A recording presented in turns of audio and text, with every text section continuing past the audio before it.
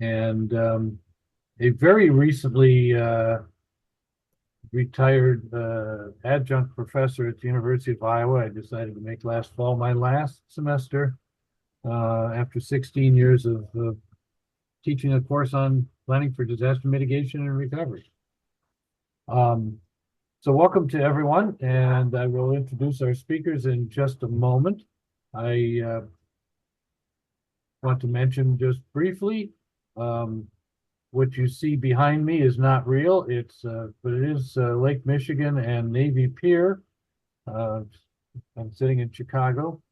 In case anyone sees that bird move, please alert me as fast as you can, because you never know what his intentions are. Anyway, we look forward to a great evening of some very interesting presentations. But before we do that, I'd like to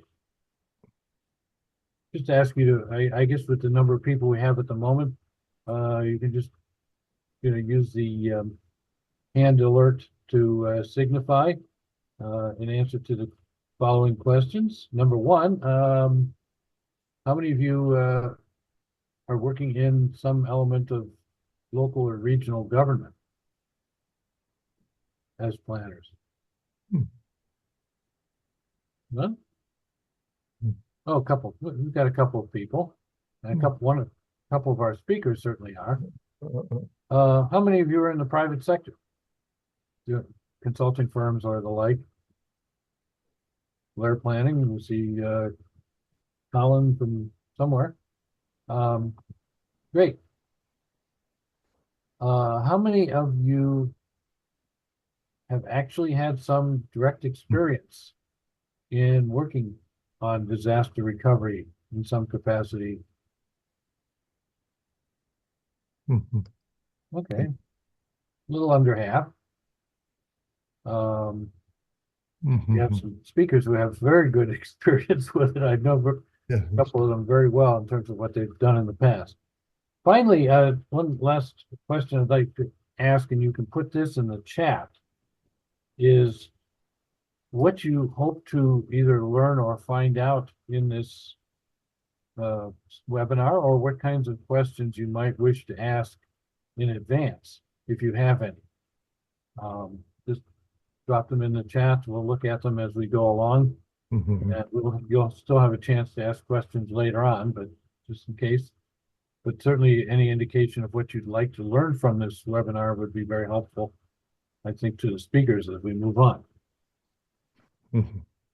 We have 4 speakers tonight, spread across the globe from Spain to Japan, with 2 Americans in between. So we have a wide range of experience, wide range of settings in which they work and operate. I'm going to start with our speaker from Spain and do the introduction, and tell you that Jose Ezquiaga holds a PhD in architecture. He's an extraordinary doctorate award from the Universidad Polytechical de Madrid, and a degree in political science and sociology from the Universidad Complutense de Madrid. Yes. Professor there at the Universidad Polytechnica.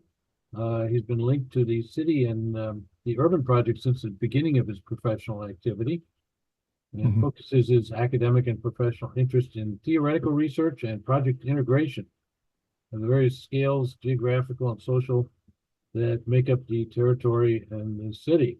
He's held responsibilities in public administration, director of planning of the Madrid City Council, director general of urban planning of the Metropolitan Region of Madrid, and president of the Spanish Association of Urban Technicians since 2018, vice president of the Ibero-American Federation of Urban Planners since 2022. So it's got a tremendous background to offer us. And we'll be talking about Valencia specifically, and some recent disaster flooding event. And with that, I'll turn it over to Jose. Sí, perfect. Thank you very much, James, for your kind presentation. It's a privilege to share this meeting with all of you. I'll try you forgive my pronunciation, very strong Spanish pronunciation, but perhaps through my presentation, the main ideas will be clear. Let's say, because we have only 10 minutes, I guess, 10 minutes. 10 minutes. And in 10 minutes is necessary to talk about the real important. Let's share.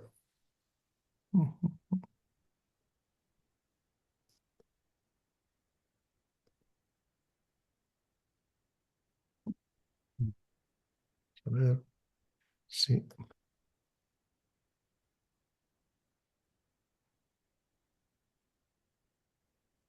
No. There you go. No, it's not the presentation. Okay. Here it is. Let's start.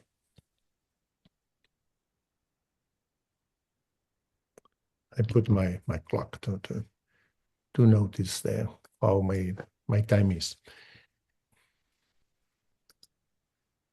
The object of the presentation is the analysis of the recent catastrophe produced by a very strange and violent meteorological phenomenon, so-called isolated depression at high levels of the atmosphere, capable of producing rainfalls of exceptional concentration and intensity, and also floods extremely severe. The phenomenon differs from traditional floods in terms of speed. In minutes, not hours, not days, minutes, all the rain fall over a very limited, very short territory, and the result is usually terrible, terrifying, and as you will see. In the case of Valencia in Spain, the most terrible result is 224 casualties, death, and incalculable material damage in essential infrastructure and housing for thousands and thousands, probably around 30,000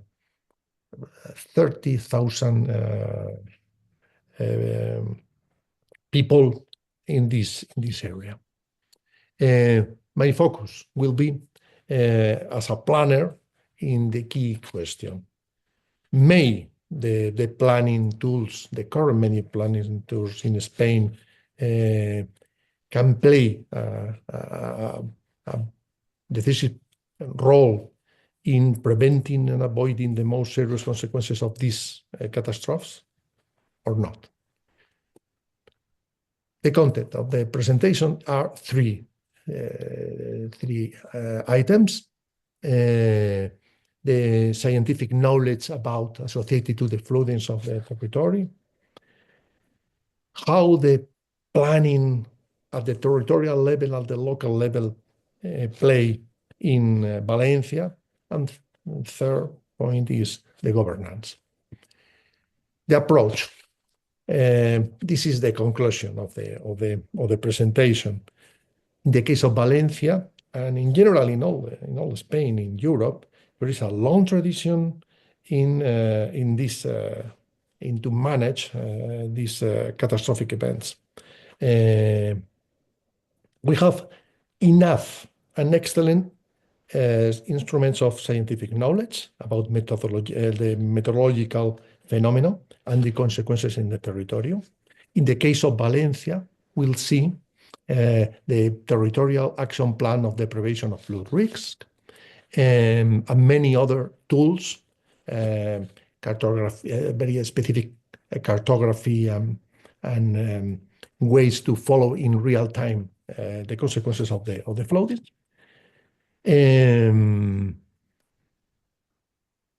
We have the competences divided in two levels. Spain is a federal country, and the communities, autonomous communities, are similar to the states in the United States. But the federal government has a very strong competence in the confederaciones hidrográficas in the basins, in the river basins, who are along the country, along different autonomous communities. These shared competences were one of the problems in the case of Valencia in terms of governance, in terms of preventing and overall in the quick answer after the catastrophe. Let's see some slides to describe this territory. This is the community of Valencia. It's in the Mediterranean Sea, just in the east of Spain. It's a very dynamic and economic area. The half of the cars produced in Spain are produced in Valencia. Probably the most important factories are indeed some of them from companies from the United States, and other from Europe, and also is very famous for tourism. Is a very popular area around the coast in the Mediterranean. The metropolitan area, we are talking about this area. The Dana, this catastrophe was concentrated in a very limited area, and with no damage on the town of Valencia, the capital, the main city in the region, and also in the metropolitan area surrounding. Look the figures. We have around Valencia, around Valencia, about to 2 million people.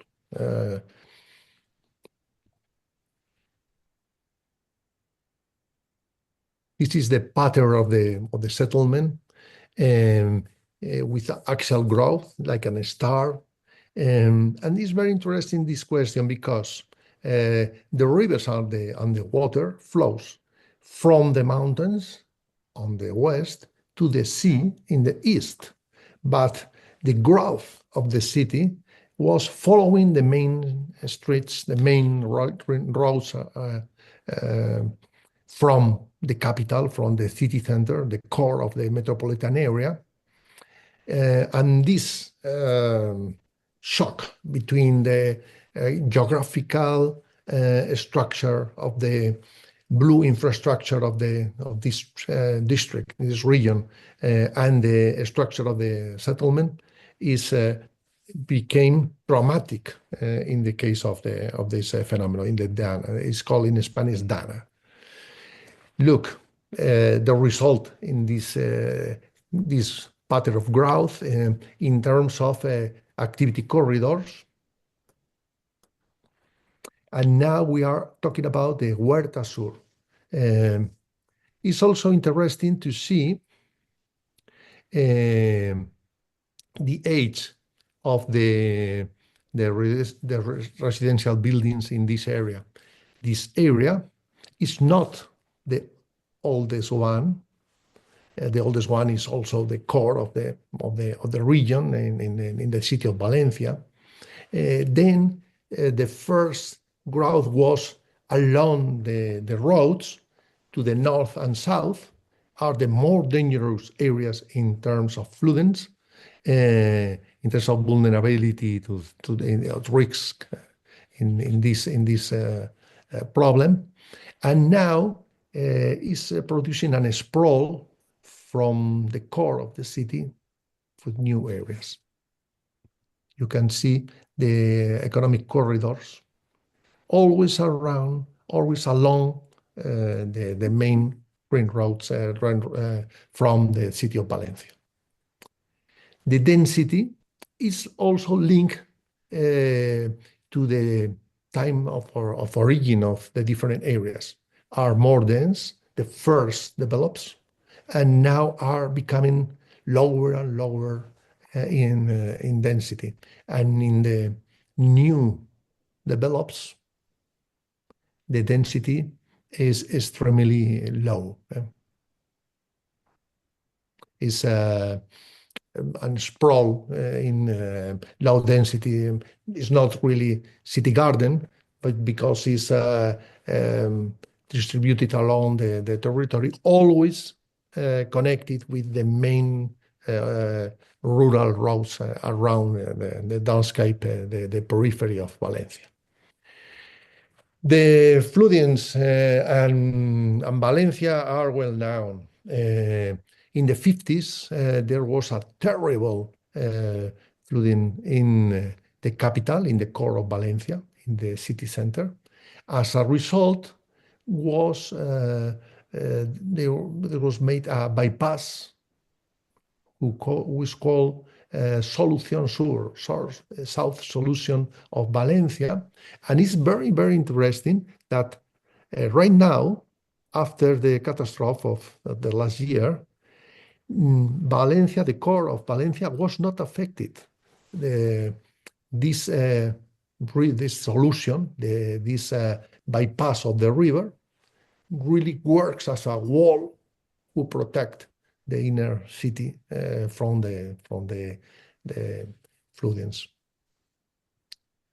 This is the area of Valencia. You see over there the core of Valencia. The port is one of the most important ports. The Albufera, one of very pretty and valuable natural area, like Doñana, are one of them is a sort of Everglades in Valencia, with a very large variety of birds and life.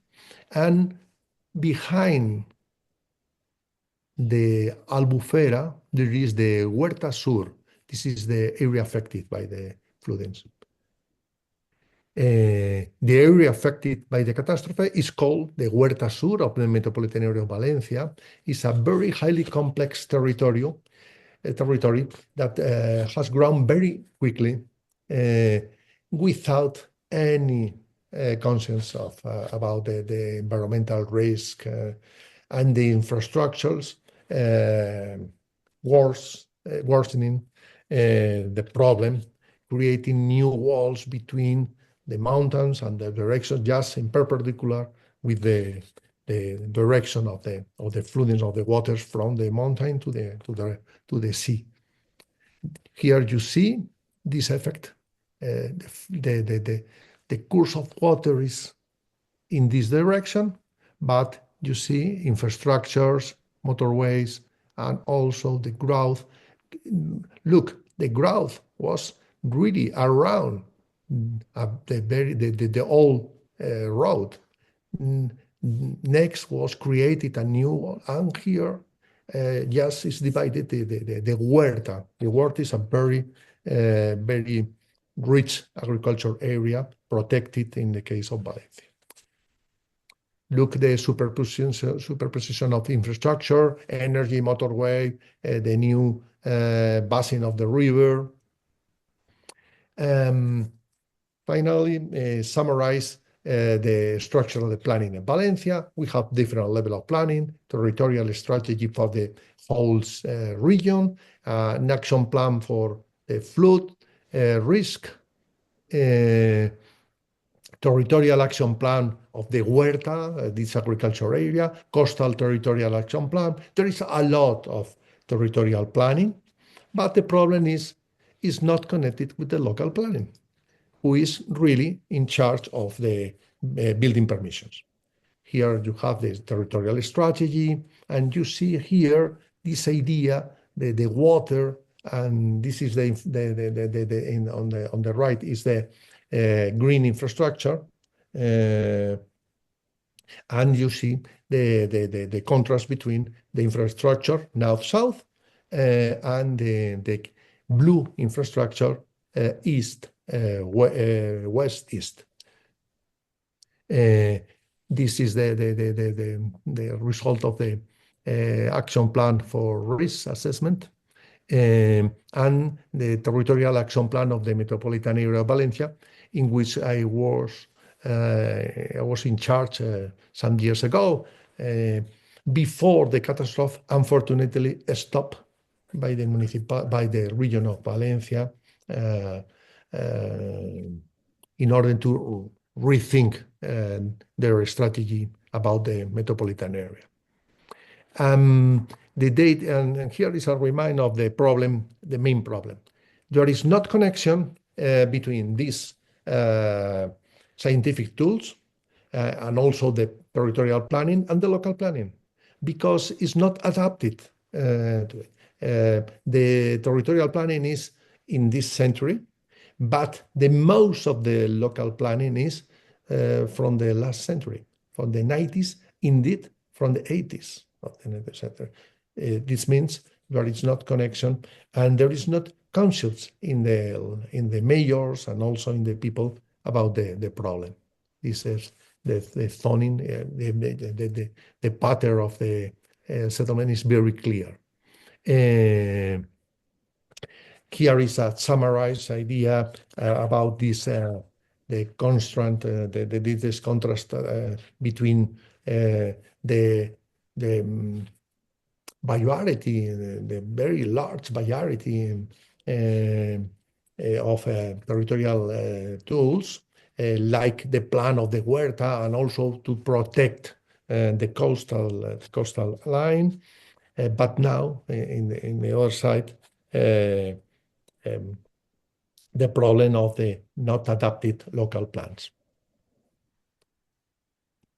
Here you see the result in this area, the area of the catastrophe of the Territorial Action Plan of Prevention Flood Risk of Valencia, and the real area affected was completely identified in advance. And unfortunately, was not the more dangerous area in Valencia. The problem was the concentrated of this catastrophe in a very short territory. These slides are about the tools the government has to follow, to make a monitoring of the problem. Okay. Yeah, hi. I'm doing okay. I hope I could talk because I had to. And the situation of the area before and then, after the floodings. Finally, we have several photographs of the dramatic results of this. Look, just how was the encounter, the contrast between both infrastructures, the blue infrastructure, now violent, and the linear infrastructures like the roads and the settlements. All the infrastructure were affected, and probably you will see in many slides and many photographs cars in all the places. Why? This is another problem on this area. Was developed without a very grid of a network of public transit. Was developed based overall in the private car. And after the catastrophe, useless the infrastructure of roads and trains, the people was kidnapped in their homes many times in their affected homes. The problem, one of the debate was the problem regarding the answer of the administrations. Now are in in trials. Every day, newspapers speak about the debate and also the trials regarding this problem. There is a very strong political debate about that. But in the other hand, this was a very, very interesting example of solidarity. Thousands of people coming from Valencia, the core of Valencia, came to the area affected to collaborate with the people. And the floods have destroyed around 130,000 vehicles and all the infrastructure. Vamos a ver, let's.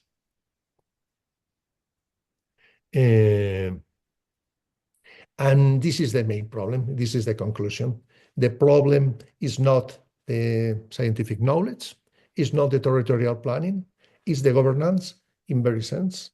It's the governance expressed in the link and coordination between the different administration, government of Spain, regional government, and also local governments in terms of adapting the different tools of planning at the different territorial levels, but also in terms of the sensibility of the population.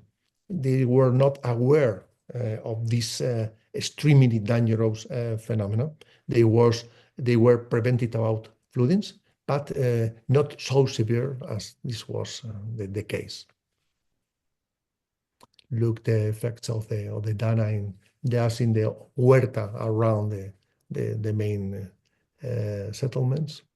And this was the solidarity. Many of these young people came from Valencia capital, yes, to help to the locals with the problems of to clean the area. And this is the dramatic result. These photographs are interesting because were taken 3 months after the disaster. Still, the consequences remain. In many cases, around 50,000 vehicles are still on the roads or in the underground garage.